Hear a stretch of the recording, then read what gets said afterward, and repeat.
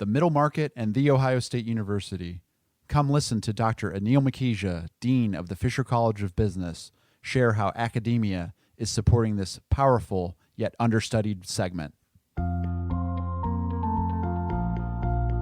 Welcome to The Market That Moves America, a podcast from the National Center for the Middle Market, which will educate you about the challenges facing mid-sized companies and help you take advantage of new opportunities. Hello and welcome to The Market That Moves America, the podcast of the National Center for the Middle Market. I'm Tom Stewart, Executive Director of the Center, and with me today as our special guest is Dean Anil Makhija, who is the Dean of the Fisher College of Business at The Ohio State University, and therefore the host, the sponsor and the proprietor, if you will, of the National Center for the Middle Market. Anil, it's great to have you on the podcast. Thank you. You were here at the beginning, 5.5 years ago when the NCMM was formed, and were one of the guiding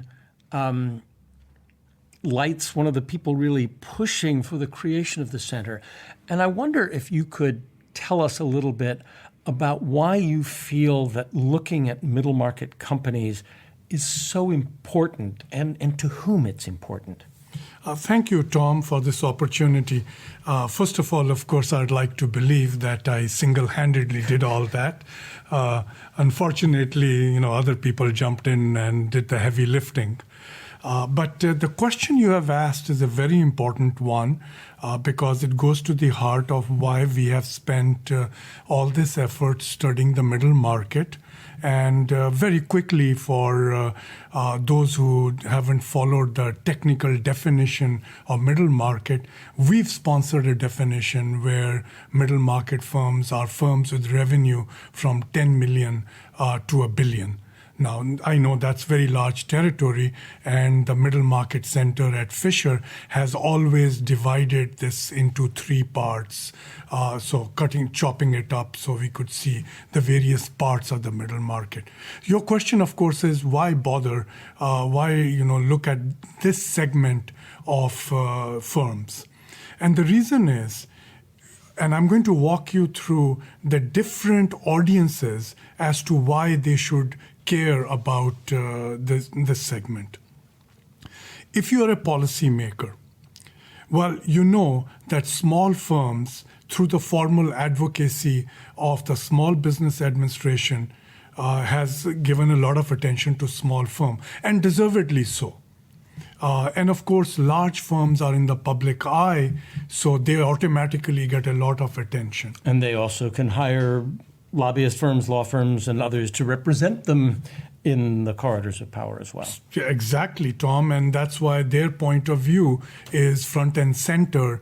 And because of the large number of small firms, perhaps order of magnitude, 6 million of them, you can imagine that both of these ends get a lot of attention. And mind you, I will add, they deservedly get that attention. But you see, this middle turns out to be as important, and perhaps, a lead in importance. Why so? Because these firms in the middle, they explain 1/3 of all private sector jobs. 1/3, roughly, also of non-government GDP. And more than that in terms of growth in jobs and GDP. So it's 1/3 of existing jobs, but the largest area of growth in jobs. Absolutely. And if you look back in the last 5-10 years, you will find that the growth in jobs has come more from this segment than other segments. So I want to interrupt you for just a second. Last week, 2 weeks ago in Chicago, I had the privilege of meeting Steve Koch, who's the deputy mayor. And he was talking about the fact that he had learned about the importance of the middle market in Chicago, Cook County, and the nation generally, and was struck as a newly enlightened or aware policymaker, if you will. He was struck by the fact that these companies were extraordinarily important and were relatively disengaged from the policy process, which is to say, not only did the mayor not pay attention, or I don't mean specifically Mayor Emanuel, but not only did mayors not pay attention to the middle market, but the middle market had sort of wasn't paying too much attention to what policymakers could do for them. There was a sort of a non-conversation going on. Tom, your observation is right on, because this is a segment that is understudied by various audiences. So, for one thing, I don't think middle market firms have even recognized themselves to be middle market, and therefore they have not recognized their own audience and their own segment as such. So they see themselves as a logistics company, an auto parts company. Correct. They don't see themselves as and we're not too big, but they don't identify that there's something here in the middle that all of us have in common. Absolutely. And yet I will in a moment point out that middle market firms are distinctly different from small firms and from large firms. So in fact, they do deserve special attention because they have some issues of their own. Now, there could be one other aspect that I should quickly slip in, and that is, by order of magnitude, we are talking about something like 200,000 firms. So on the one hand, you have millions of small firms, and in a democracy, you can see why that catches attention quickly. And then you have the large firms, which have extremely deep pockets, and perhaps, as you pointed out, some lobbies to go with it. So consequently, the middle doesn't get the same kind of attention that it perhaps on account of its importance in the economy deserves. And let me add one other item why policy makers ought to very carefully study and follow this group. Think back about the Great Recession that we had. During the Great Recession, as we know, large firms actually dropped millions of employees. Do you know the one segment that during that period was still hiring by the millions? There we go, you see? So these are all the reasons why, I would say that we want to draw attention of policymakers to this segment, and that this segment deserves that attention. Well, you're a scholar and a dean. Why have academics neglected this, or have they neglected the middle market? So I guess I know the answer to that, but what do you think about the academic stakeholder group here, or the business researchers, many of whom are academics? Yeah, well, Tom, you certainly have a habit of being right.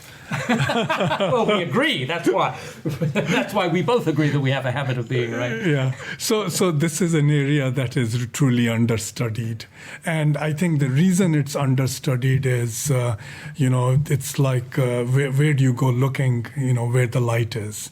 And the SBA has made a lot of effort to get us data about small firms. Large firms are regularly providing data to the SEC. So on either end, it's kind of relatively easier to do research.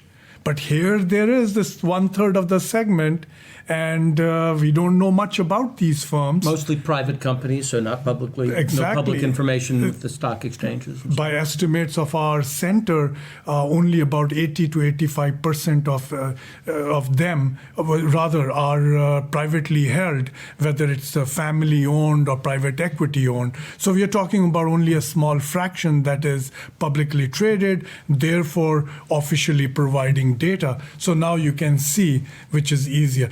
One of the things our center has done, taken upon itself, is to make sure to collect a lot of this data and then to make it available in turn to future researchers as well. If academia were to change in this respect, I mean, if you were to look optimistically out 5 years from now, what would an academic research agenda for middle market companies look like? What would be some of the 2 or 3 topics that you would want to knock on? Yeah, so, and one topic clearly, which is of importance to all the people interested in various segments of the economy, is what brings about growth. And in fact, in a bit, I might even suggest that we pick on some area of growth for middle market firms and sort of go into in depth to see how that plays out. But relatedly, of course, you know that issues that interest us in the economy today are innovation, because the U.S. is certainly not competing with the rest of the world on labor cheap costs, etc., but being the front leader on, be it advanced manufacturing, but in innovation. Similarly, the questions of operational excellence. So there are these important issues that are important for many firms, but I think they're very important for middle market firms as well. And you think they're a little different in the middle from small or large? Take innovation or... Absolutely. I mean, I know that a lot can be said about innovation, but if you're a middle market firm, you're simply not going to be able to afford a large portfolio of bets on different innovation projects. And therefore, you have to approach this portfolio approach quite differently than perhaps a large pharmaceutical firm would approach new drug discovery by betting on, 24 different startups. Another thing that I've been thinking about, just as I've been working on this, is that in many cases, some of the younger middle market companies are companies that have only one or two product lines, and where innovation is a sporadic eureka, a thought in the bathtub. It's not a sustained process, and so with innovation, as with some other things.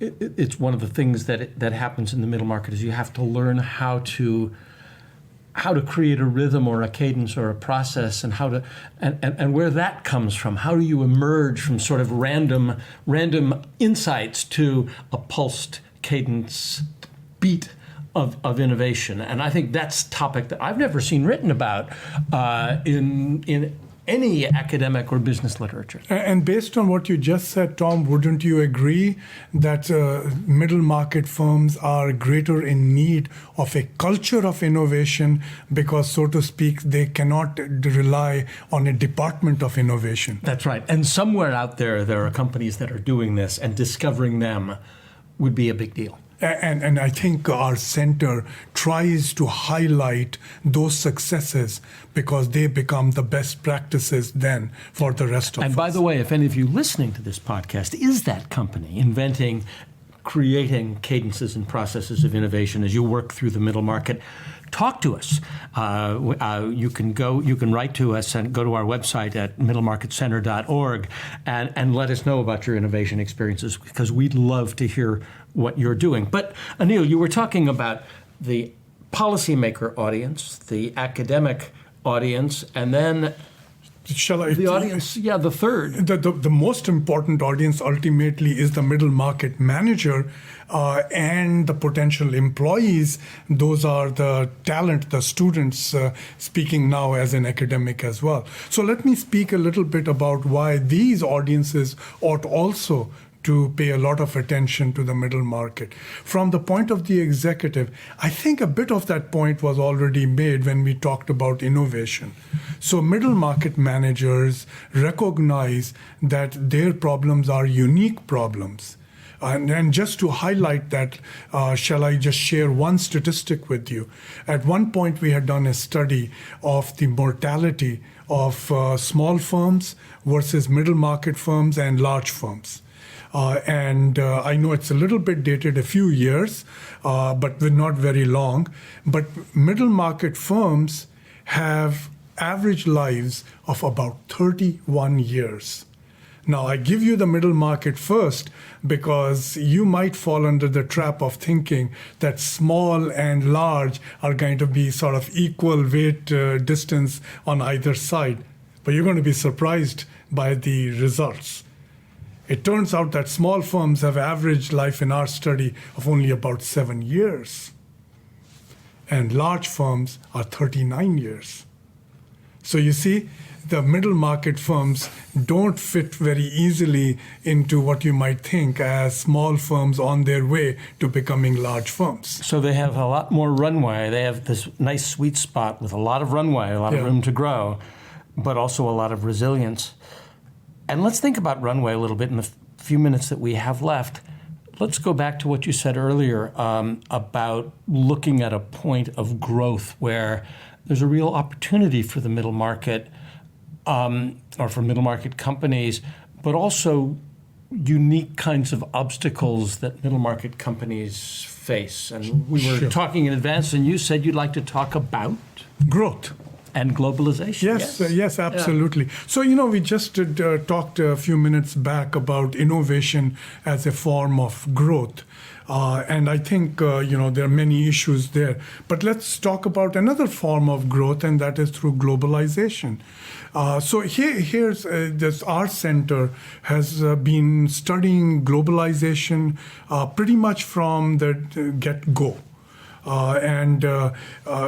What we have done is we've done a study with The Economist, we've done another study with Brookings, and we continue to do more work on this issue. It turns out that our data shows that only 40% of middle market firms have actually got foreign sales.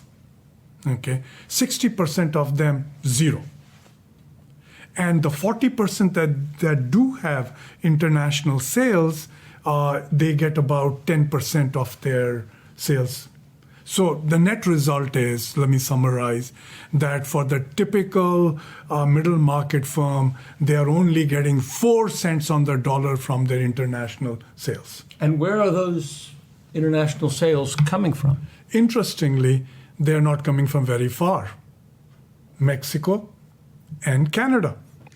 But nevertheless, when you look at the numbers, you basically see that there's a whole world out there to conquer and a whole lot of people who seem to be holding back. Why? That's a very interesting question. I'll run you through some reasons that I think are, top of mind as to why middle market firms are hesitating to go abroad. And some of them are, things you would expect. There's uncertainty about product demand abroad. They just don't know whether their product is, sellable across. There could also be lack of knowledge about foreign markets and how to deal with regulations, etc. And of course, remember, middle market firms don't necessarily always have the talent for every one of these international markets. So there are a number of these reasons. But here's something that is, I think, perhaps goes to how they think about it, and I think is interesting. It turns out that if you ask the firms that have not gone abroad, they will tell you that the US market is a large market, there's plenty of growth opportunity here, and it's very logical to have that point of view. The problem with that, of course, is that competition will come from abroad if you don't go to the competition yourself abroad, okay? So this is a kind of a sense of a cocoon. In other words, I may think, wow, my domestic market is good, but my French, German, Canadian, Chinese competitor says, yeah, the U.S. market is good. I want some of that, which means they want some of my market. Exactly. So your industry is not to be contested only at home, So that's one part of it. The other part of it is those that have gone abroad actually come and tell a very different story. They come and report that their domestic business, in fact, is better off because they have gone abroad, because they have picked up a thing or two in trying to compete internationally. Yeah, and in fact, those firms typically also have reported in our studies that they intend to expand their international business even more. You and I are not football players, or never were likely to be, but from your office, we can actually see the football stadium of the Ohio State Buckeyes. And I think we know that the best offense is a good defense and the best and vice versa, right? And the best defense is a good offense. And so playing offense internationally is also a great defensive play for your domestic market. Absolutely. Absolutely. No doubt about that. This has been a terrific discussion, Anil, and I know there's much more to talk about, but I just want to summarize a couple of points from Dean Makhija, the Dean of the Fisher College of Business at The Ohio State University. Number one was the importance of the middle market to various stakeholders, policymakers, academic and other business researchers, and executives themselves in trying to tease out some of the key areas where mid-sized companies are different and are making major contributions. And we talked a little bit about two of them, about innovation and about globalization. And I think if you play that back and what the dean was just saying about globalization and say, gee, what should executives be doing about that? What should academics be doing about it? And what should policymakers be doing about it? You see the beginnings of a practical agenda. And yes, Anil. And great careers for our students. A good point, an excellent point. I think that lots of students, as they're graduating, can think of 1 billion opportunities, or can think of 500 opportunities in the Fortune 500, but there are 200,000 sets of opportunity in the middle market, and spoken like a dean. So with that, Anil Makhija, Dean of the Fisher College of Business at The Ohio State University, thank you very much. And thank you to listening to The Market That Moves America. You can find this recording and previous and subsequent episodes of The Market That Moves America on iTunes, on the Android Store, on Stitcher, or wherever the best podcasts are found. Thanks very much.